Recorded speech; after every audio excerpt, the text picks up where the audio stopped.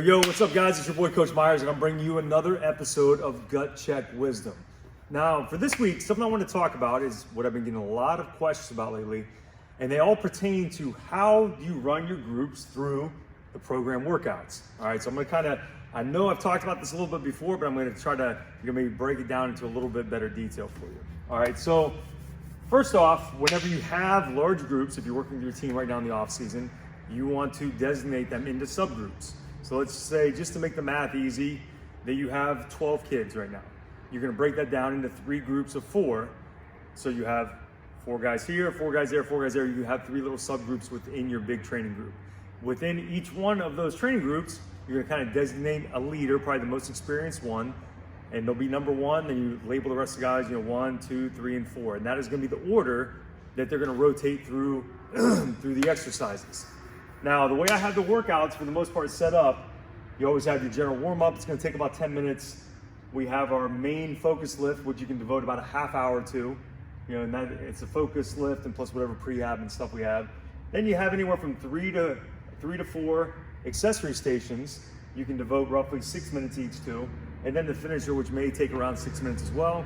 If you add in the 10-minute warm-up, that's gonna put you right around an hour and 10 minutes. So let's say within an hour and 15 minutes, there's no reason that a large group of kids cannot complete this whole workout.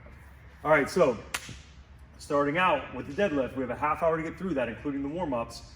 Athlete number 1 starts on the deadlift and immediately goes to the prehab and then the activation. Athlete 2 is gonna follow behind them. So athlete 1, athlete 2, athlete 3, athlete 4 are gonna rotate through. By the time athlete 4 is finishing their deadlift, athlete 1 should be done with the prehab or any other type of accessories that I have paired with the main lift, and they're ready to go again. So we're kind of training in that circular sense, what I like to call the pie programming versus linear programming, okay? Once all the athletes have completed all the rounds, in this case 3 rounds through those deadlift rounds, then you're gonna take all the groups and start them on different accessory stations, okay? So this is where it might get a little bit complicated. So we have group 1, we're gonna start them here on the dumbbell row and split squat. We'll take group 2, put them on underhand chins and hamstring bridge. Group 3, they're gonna start on weighted glute ham and barbell curl.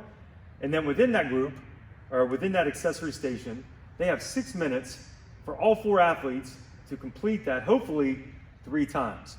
Now the reason I put a time limit on it, if you're working with, if you're just training yourself or your son or maybe just a small group of athletes, then you don't necessarily have to put these time limits on there, because maybe, this might take them 6 minutes, that might take them 7 or 8, this one might take them 4, the times could vary a little bit.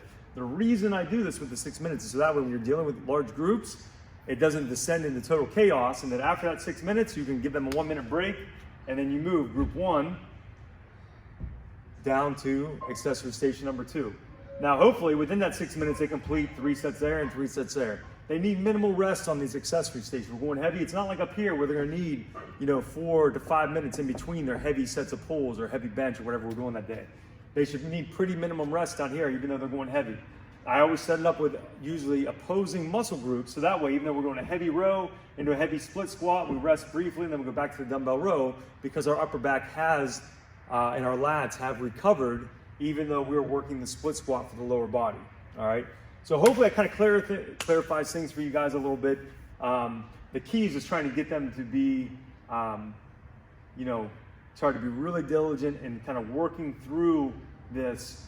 I always tell them, make sure you know what weight you're gonna use on the dumbbell row before you're up. You can't wait till it's your turn in the rotation and then try to figure out what weight you're gonna use. They should already know. They should put their weights in between each set, put their weights back in the rack. So that way, even though it takes them a few extra seconds to get it, they're always gonna know where the weights are at. No one's tripping over them or anything like that and making the workout less efficient. Now, if you find that your guys are having a hard time getting through 2, maybe 3 rounds of the accessory station in 6 minutes, you can change this to 7 minutes. It doesn't have to be 6. That's just what I've done, so that way I can work the entire group through in a little over an hour and get them done and out the door. All right, so hopefully that clarifies things for you guys a little bit and you understand a little bit more about how I run the athletes through this programming. Remember, if you have any questions, you can always comment on the workouts directly and I can get back to you that day. Thanks. Get after it.